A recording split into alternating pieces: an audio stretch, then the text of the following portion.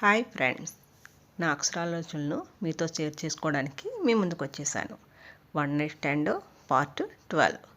పృథ్వీకు లాలసని కారులోకి తీసుకుని వెళ్ళడం చూసిన అజయ్, దామిని కోపంగా వెళ్ళిపోయారు వాళ్ళ కారులో. లాలస కారు దిగి టెన్షన్గా గుడిలోకి వెళ్ళింది. లాలస వెనకే పృథ్వీ కూడా వెళ్ళాడు. ఏమిట్రా, ఎక్కడికి వెళ్ళావు అన్నారు మాధురి గారు. అమ్మా, అది అక్కడ బాగుందని మళ్ళీ చూడాలనిపిస్తే చూడాలని వెళ్ళాను అన్నాడు సాగర్ వెనకే నిలబడ్డ లాలసను చూస్తూ. లాలస గుర్రుమని చూసింది పృథ్వీక్ వంక. పృథ్వీక్ చూస్తున్న వైపు చూసి, సాగర్, ఎవరు ఈ అమ్మాయి? కొందనపు బొమ్మలా ఉంది అన్నారు మాధవి గారు. ఆంటీ, నాకు చెల్లి లాంటిది అని పృథ్వీక్ వంక చూసి, కొన్నిగేటి మా ఆఫీస్లో వర్క్ చేస్తుంది ఆంటీ. నన్ను అన్నయ్య అని పిలుస్తుంది. మిమ్మల్ని సంజుని పరిచయం చేద్దామని రమ్మని చెప్పాను. పేరు లాలస అన్నాడు సాగర్. నమస్తే ఆంటీ అని కాలికి దండం పెట్టింది లాలస. రారా అని దగ్గర తీసుకొని, నిన్ను చూస్తుంటే చాలా దగ్గరదానిలా అనిపిస్తున్నావు. అప్పుడప్పుడు మా ఇంటికి రా అని నుదుటిపై ముద్దు పెట్టారు. ఎప్పుడూ అంత ఆప్యాయత చూడని లాలసకి కళ్ళ వెంట నీరు వచ్చాయి. ఎవరూ చూడకుండా తుడుచుకొని, అలాగే ఆంటీ, తప్పకుండా అంది. లాలస కళ్ళల్లో నీళ్లు చూసి, ఎందుకు ఏడుస్తుంది? అమ్మ దగ్గర తీసుకుందనా? అంటే లాలసకి అమ్మ లేదా, లేకపోతే నేను తన ప్రేమని యాక్సెప్ట్ చేయలేదనా అని లాలసను చూస్తూ ఉండగా, లాలస నవ్వుతూ మాట్లాడడంతో ఎంత బాధ ఉన్నా పైకి తెలియనివ్వదు. నీలో నాకు నచ్చింది అదే. ఏమిటి ఈ మధ్య దీనికోసం ఎక్కువ ఆలోచిస్తున్నా? దూరంగా ఉండాలనుకుంటున్నా కానీ ఉండలేకపోతున్నా. ఇదే నా ప్రేమ అంటే అని ఆలోచన ఉన్న పృథ్వీని చూసి, ఏమిట్రా తెగ ఆలోచిస్తున్నావు మా చెల్లమ్మని చూసి అన్నాడు సాగర్. ఏమీ లేదు, ఏదో గుర్తుకొచ్చి. నడు, ఆమె తిడుతుంది. ఇప్పటికే లేడు పృథ్వీక్. సంధ్య, లాలస తక్కువ టైంలోనే మంచి ఫ్రెండ్స్ అయ్యారు. అందరూ దేవుని దర్శనం చేసుకొని ఇంటికి వెళ్ళడానికి బయటికి వచ్చి, లాలస, మాతో ఇంటికి రారా, అటు నుండి సాగర్తో ఆఫీస్కి వెళ్ళిపోవచ్చు అన్నారు మాధురి గారు. లేదాంటీ, అంకుల్ చెప్పలేదు, మరలా వస్తా అని మాధురి గారికి వినబడకుండా, పిలిచేవాళ్ళు పిలిచినప్పుడు వస్తాను అంది పృథ్వీక్తో. మాధురి గారు అక్కడున్న వాళ్ళకి ప్రసాదం పెంచుతూ పక్కకి వెళ్ళారు. అమ్మ చెప్పిందిగా, ఇంటికి రా అన్నాడు పృథ్వీక్.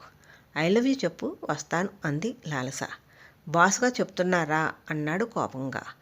ఆఫీస్ వర్క్ కోసము గెస్ట్ హౌస్కి కూడా వస్తా, కానీ నీ ప్రియురాలుగా, నీ భార్యగా మాత్రమే ఇంటిలో అడుగు పెడతా.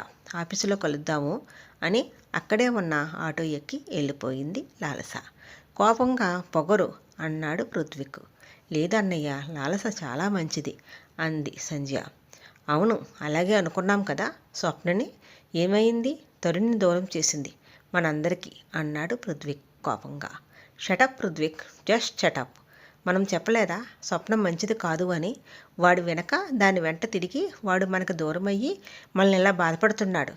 మనిషిని చూడగానే వాళ్ళు ఎలాంటి వాళ్ళు అని చెప్పే నీకు తెలియదా లాలస ఎలాంటిదో?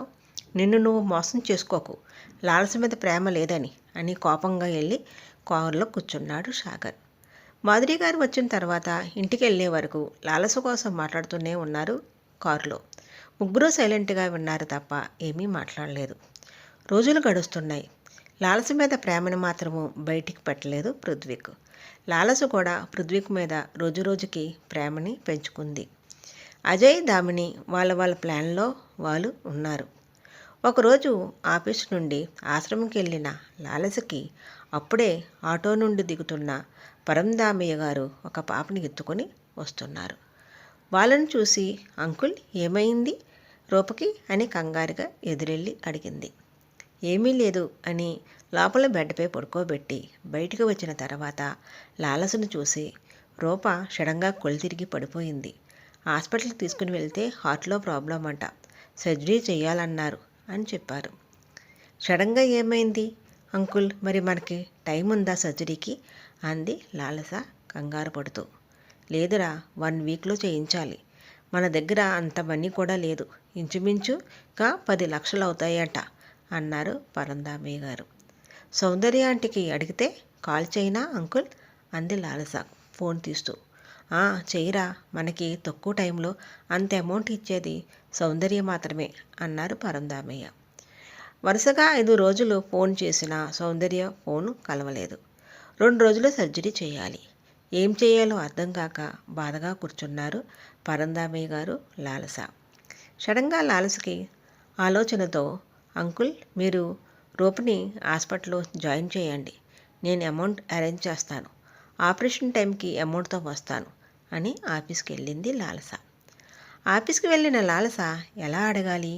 అడిగితే ఇప్పటి వరకు ప్రేమ అని నటించాను అని అనుకుంటే, తన నుండి స్పందన లేదు కాబట్టి వచ్చిన మనీ అడుగుతున్నాను అనుకుంటే, సాగరాన్ని అడిగితే వద్దు, నా కోసం అన్నీ కూడా బాటపడాలి, పరిస్థితి చెప్తే అర్థం చేసుకుంటాడా ఏమో చూద్దాం, టైం కూడా లేదు అని అనుకుని సౌందర్య గారికి మరలా ట్రై చేసింది చివరిసారిగా. కానీ ఫోన్ కలవపడంతో పృథ్వీ క్యాబిన్ వంక చూసి డోర్ వరకు వెళ్ళి మరలా తన సీట్లో కూర్చుంది.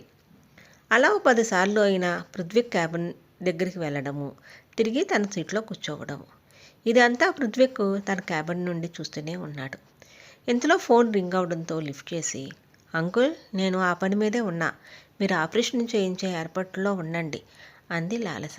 సరే అమ్మా, మన అమౌంట్ కడితేనే రూపకి ఆపరేషన్ అవుతుంది, నీ మీదే నమ్మకం పెట్టుకున్నా అన్నారు పరంధామయ్య గారు కొంచెం బాధగా. లేదు అంకుల్, నేను అమౌంట్తోనే వస్తాను, మీరు కంగారు పడకండి, మీరు రూపని జాగ్రత్తగా చూసుకోండి అని లాలస ధైర్యం చెప్పుతూ అంది. సరే అమ్మా అని కాల్ కట్ చేశారు పరంధామయ్య గారు. ఫోన్ వంక చూస్తూ చాలాసేపు ఉండిపోయింది లాలస. లాలసనే చూస్తున్న పృథ్వీకు ఏమైంది, ఉదయం నుండి ఏదోలా ఉంది, డల్గా టెన్షన్గా అని అనుకుని లాలసని అడగాలని పైకి లేస్తున్న పృథ్వీకి లాలస తన క్యాబిన్కి రావడం గమనించి సైలెంట్గా కూర్చున్నాడు మరలా. లాలస లోపలికి రావడం వచ్చి డైరెక్ట్గా డబ్బులు అడగడంతో ఒకసారిగా స్టన్ అయి తేరుకొని, తనతో 1 night stand తీసుకుంటావా అని అన్నాడు పృథ్వీక్. ఎందుకు ఈ అమౌంట్ అని అడుగుతాడని ఎక్స్పెక్ట్ చేసిన లాలసకి పృథ్వీక్ నుంచి ఆ క్వశ్చను ఇని తన మీద ప్రేమ లేదని డిసైడ్ అయ్యి ఇప్పుడు రూప ప్రాణం ముఖ్యం అనుకొని పృథ్వీకి చెప్పిన దానికి ఓకే చెప్పి ఆ నైటు పృథ్వీక్తో స్పెండ్ చేసింది. రూప ఆపరేషన్కి సౌందర్య గారు పే చేయడంతో అమౌంట్ వదిలి లెటర్ రాసి వెళ్ళిపోయింది లాలస. ప్రజెంట్ అప్పటి ఆలోచనల నుండి బయటకు వచ్చాడు లాలస ఏ విధంగా తనతో 1 night stand ఒప్పుకుందో గుర్తుకు తెచ్చుకుంటూ. బాధగా నన్ను అర్థం చేసుకుంటావు అనుకున్నా, కానీ నన్ను అర్థం చేసుకున్నదేనా అని ఏడుస్తూ అలాగే ఉండిపోయాడు. చేతిలో లెటర్ని ఎన్నిసార్లు చదివాడో లెక్కలేదు. ఈవినింగ్ వచ్చిన సాగరు తాను వెళ్ళేటప్పుడు ఎలా అయితే ఉన్నాడో అలాగే ఉండడం చూసి ఏమీ తినలేదని ప్లేట్లో పుట్టి పెట్టి, తినురా, నువ్వెలా ఉంటే నేను చూడలేను అని బతిమాలి అన్నం తినిపించాడు సాగర్. నేను ఒకటి అనుకున్నాన్రా, కానీ ఒకటి జరిగింది అని అంటున్న పృథ్వీక్ని కోపంగా చూడగా, ఒరే చిన్నప్పటి నుండి నన్ను చూస్తున్నావు, నా కోసము నాకన్నా నీకే ఎక్కువ తెలుసు, నువ్వే నమ్మనిది లాలస మాత్రం ఎలా నమ్ముతుంది, అందుకే నన్ను వదిలి వెళ్ళిపోయింది అన్నాడు పృథ్వీక్ బాధగా. సరేరా, నేను నమ్ముతున్నా, కానీ ఈ అరేంజ్మెంట్స్ ఏమిటి అన్నాడు బెడ్ను చూపిస్తూ అలంకరించిన బెడ్ని. పృథ్వీక్ సైలెంట్ అయ్యి, నన్ను నమ్మడం లేదు కదూ, లాలస ఎక్కడ ఉన్నా తీసుకుని వస్తా, అదే ఈ జన్మకి నా భార్య అంతే అన్నాడు పృథ్వీక్. అలా 4 రోజుల తర్వాత, ఏమిట్రా ఎందుకు పంతులు గారిని పిలిపించావు అన్నారు మాధురి గారు. పెళ్లికి ముహూర్తం పెట్టడానికి అని 2 పంతులు గారు కూర్చోండి, నేను జాతకాలు తీసుకుని వస్తాను అన్నాడు పృథ్వీక్. ఎవరికి పెళ్ళి, నువ్వు పెళ్లి చేసుకుంటావా, లాలస ఎక్కడుందో తెలిసిందా అన్నాడు సాగర్ కొంచెం ఆనందంగా. పృథ్వీక్ నవ్వి లోపలికి వెళ్ళాడు జాతకాలు తీసుకుని రావడానికి. కొంత సమయానికి జాతకాలు కిందకు వచ్చి, త్వరగా ముహూర్తం వచ్చేలా పెట్టండి అన్నాడు పృథ్వీక్. ఇంతకీ పెళ్ళికి ముహూర్తాలు ఎవరికి, లాలస కనిపించిందా? మరి తెలుసుకోవాలంటే 1 night stand వినవలసిందే. నా ఛానల్ మీకు నచ్చితే కనుక లైక్, షేర్ అండ్ కామెంట్ చేసి సబ్స్క్రైబ్ చేయండి ఫ్రెండ్స్. Thanks for watching. నా ఆలోచనలను అక్షరాలుగా మార్చి నేను రాసిన కథ అతడు ఆమె అయితే, ఈ కథ మీద ఎవరికి రైట్స్ లేవు, ఇది కేవలము నాకు మాత్రమే సొంతం. Thank you so much.